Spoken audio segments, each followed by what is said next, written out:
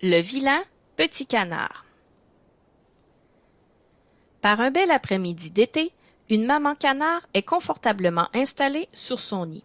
Dans le nid, il y a 5 œufs magnifiques. La cane reste assise patiemment, attendant que de tout petits canards sortent des œufs éclos.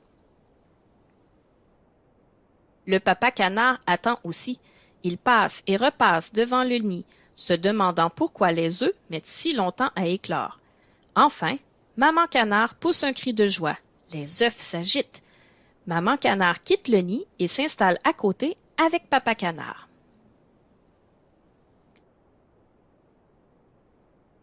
Il regarde avec anxiété les œufs qui se fendillent. 4 tout petits canards jaunes sortent en faisant la culbute. Ils ont de petits yeux brillants et de jolis becs jaunes, mais ils ont bien du mal à tenir debout sur leurs petites pattes encore frêles.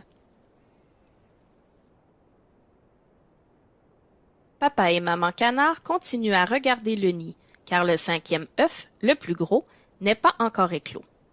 Enfin, 2 petits pieds passent à travers la coquille, puis une tête surgit du dessus de l'œuf. Surprise, surprise! Ce n'est pas une tête jaune et couverte de duvet, mais une grosse tête blanche et tout ébouriffée. Le dernier né sort de la coquille en se tortillant et se met à crier « Honk, honk, honk ».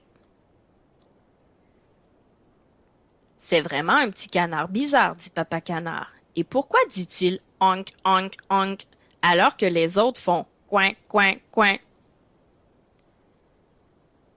Les 4 petits canards jaunes font une ronde autour du gros canard blanc et chantent « Il n'est pas du tout comme nous, comme il est laid, comme il est laid ». Puis, ils vont avec leur mère se baigner dans l'étang. Le vilain petit canard reste tout seul. Pauvre petit canard, il est si laid, il ne comprend pas pourquoi personne ne l'aime. Il descend à la mare et reste assis là, tout seul. Ses yeux se remplissent de grosses larmes qui coulent le long de son bec et tombent en faisant des ronds dans l'eau. Il regarde dans l'eau et voit son image, une tête étrange, et qu'il juge très laide. Il ne se rend pas compte que ses larmes ont troublé la surface de l'eau et que son image est déformée. « Ce n'est pas étonnant que personne ne m'aime, » soupire-t-il tristement. « Je suis si laid. » Il va se cacher dans les bois, mais dans l'obscurité du sous-bois, il entend des gazouillis. C'est un nid de bébés hérons.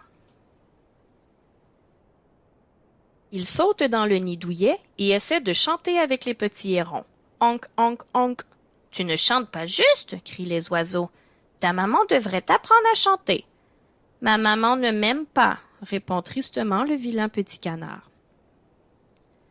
Alors la maman héron arrive près du nid avec un grand verre dans son bec.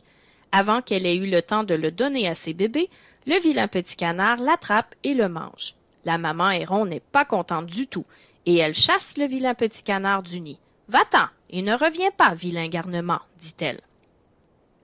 En courant, il retourne aussi vite qu'il peut à l'étang, plonge dans l'eau et s'enfuit en nageant.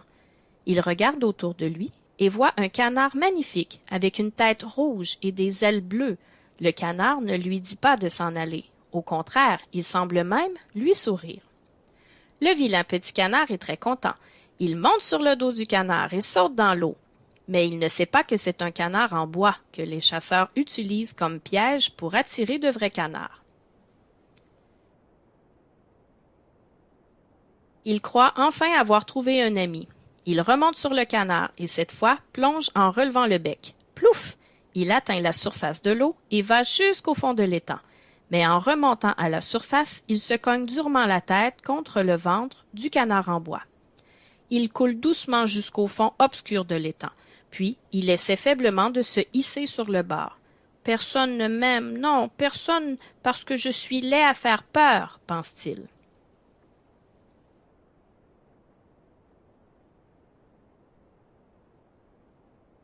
Il grimpe sur une bûche qui flotte sur l'étang et fait la planche au soleil. Il se sent très malheureux et se met à pleurer.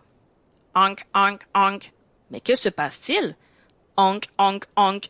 Il s'essuie les yeux, puis il voit dans l'eau de petits animaux tout blancs et tout ébouriffés qui lui ressemblent. « Viens jouer avec nous !» crie-t-il. « Il fait trop beau pour pleurer !»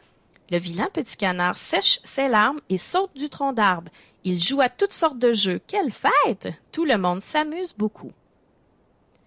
Puis, le vilain petit canard lève la tête et voit un majestueux oiseau blanc qui vogue sur l'étang.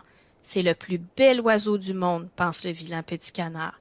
Maman, maman, crient ses nouveaux amis, nous avons trouvé un petit frère. Est-ce qu'il peut rester avec nous pour toujours? Bien sûr, dit le beau cygne d'une voix douce. Il replie son aile blanche sur le vilain petit canard et lui explique.